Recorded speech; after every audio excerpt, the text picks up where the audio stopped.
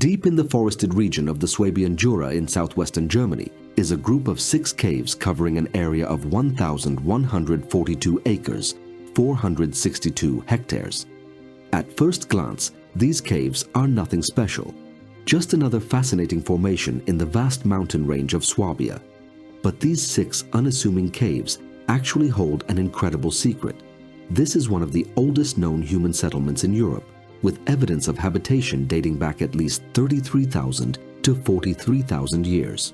More interesting than the age of the settlement, however, is the fact that these caves are home to some of the world's earliest examples of art and music. If you ask Google, when did civilization begin? Chances are you'll get an AI-generated answer suggesting that the earliest civilizations originated somewhere around 4,000, 3,000 BC.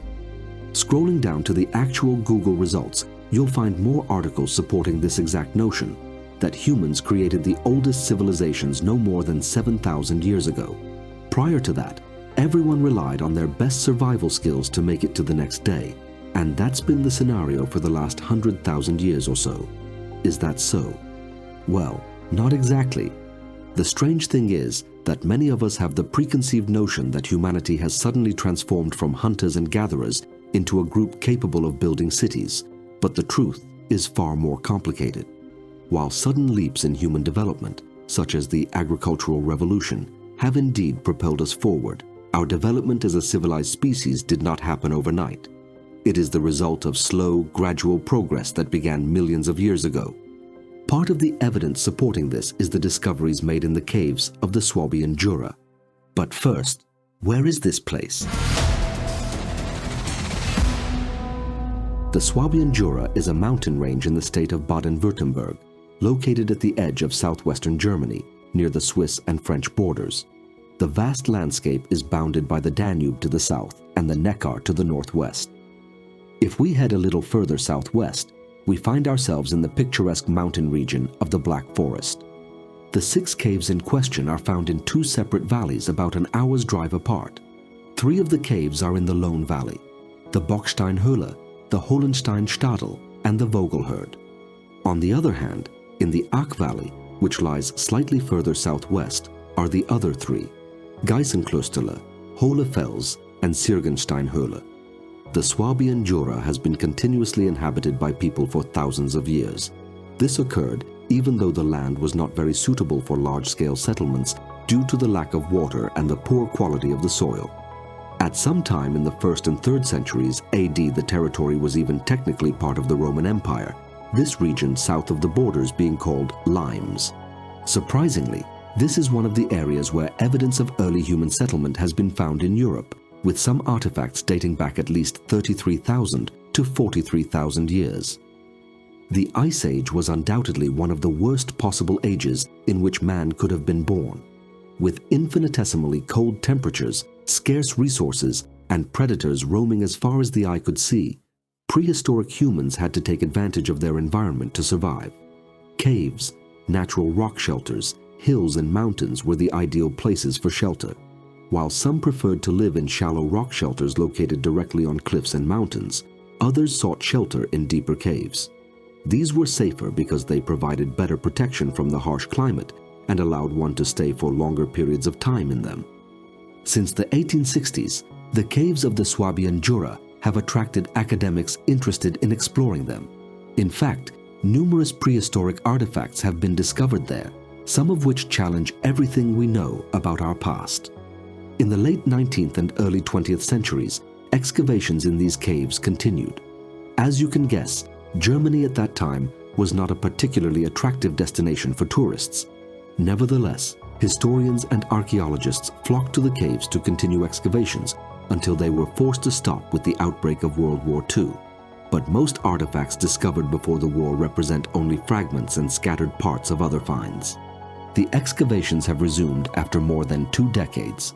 To pick up where they left off, researchers are turning to reconstructing some of the artifacts discovered more than 20 years ago. And the surprise isn't long in coming. They discover the Lion Man, one of mankind's earliest mythological creations. Robert Wetzel is one of the key researchers who worked at the prehistoric site in the Swabian Jura. Wetzel is a German professor, historian, and paleontologist who has led the excavations at the Lion Valley since the 1930s. During the excavation, he and his team discovered fragments of ivory sculpture among other artifacts, but the war and the events that followed left the work incomplete.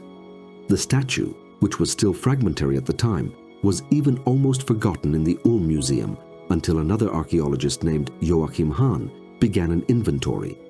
It then became clear that when the 200 or so fragments were assembled, they formed a humanoid figure with a lion's head.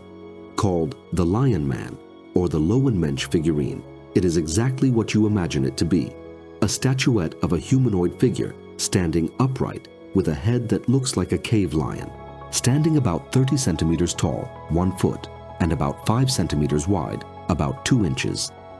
This figure is impressive, especially if you think about the time and place from which it originated. In ancient times, half-man, half-animal type statues were not uncommon.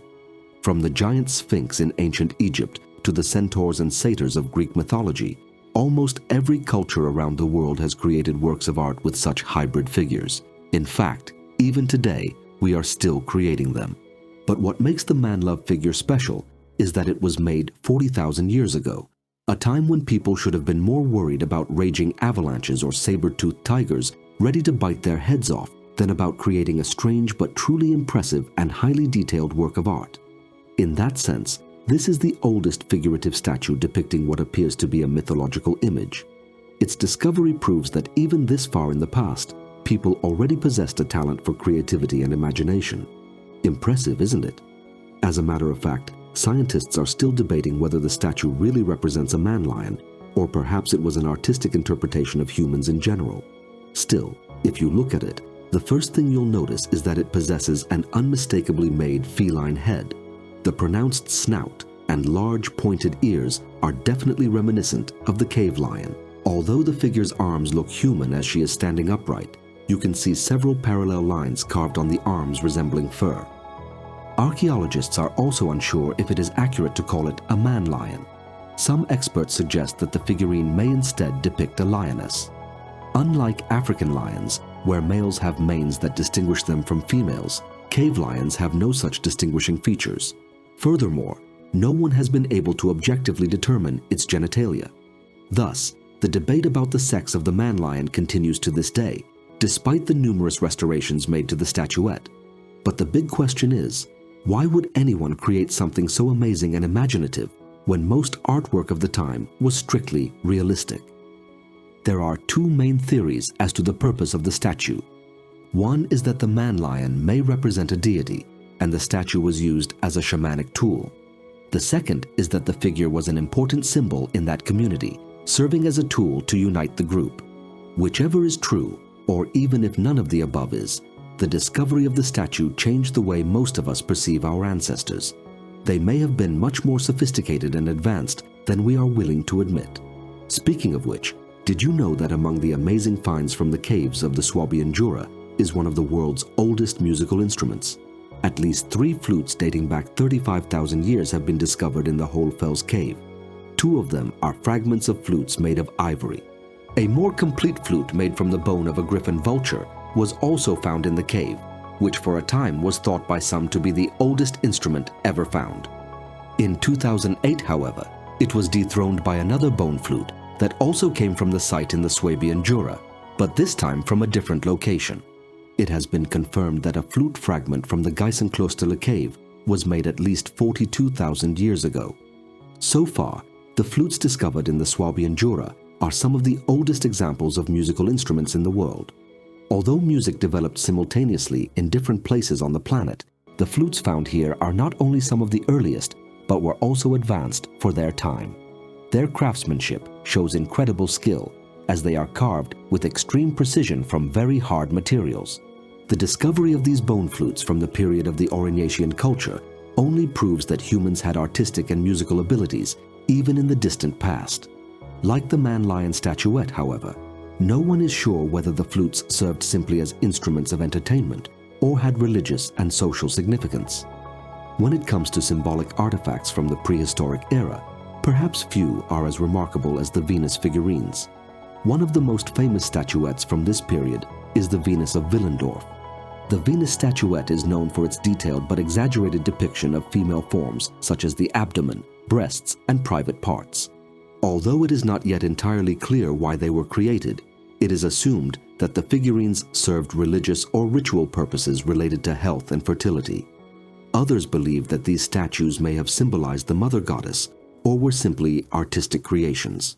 Created around 30,000 years ago, the Venus of Willendorf is undoubtedly one of the most ancient works of art.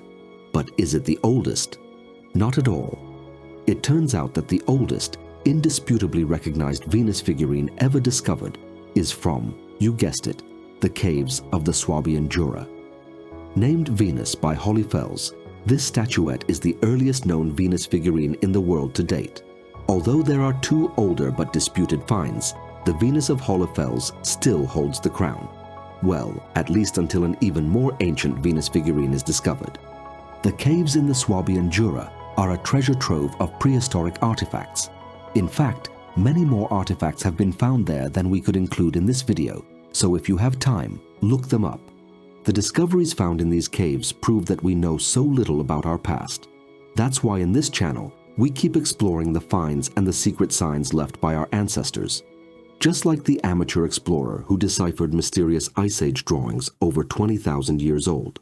But you'll learn more about that story in the video you see to the left.